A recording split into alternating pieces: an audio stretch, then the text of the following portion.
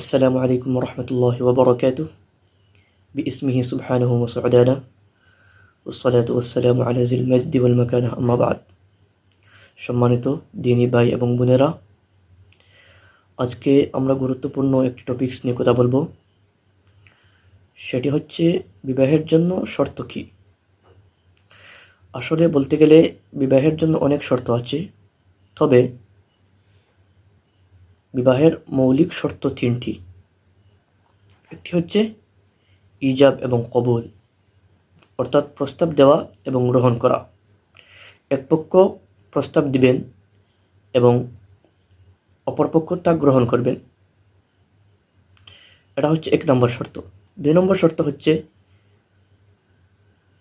ইত্তেহাদে মজলিস, মজলিস এক হতে হবে।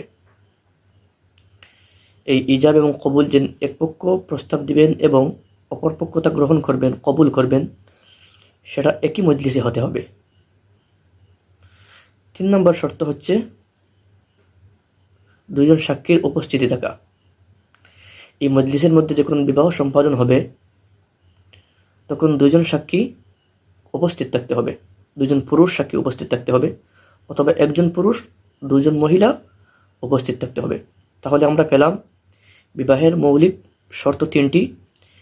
একটি হচ্ছে ইজাব এবং কবুল, দুই নম্বর হচ্ছে ইত্তেহাদে মজলিস, তিন নম্বর হচ্ছে শাহিদাইন, অর্থাৎ দুজন সাক্ষীর উপস্থিতি থাকতে হবে। এই তিনটি হচ্ছে বিবাহের মৌলিক শর্ত।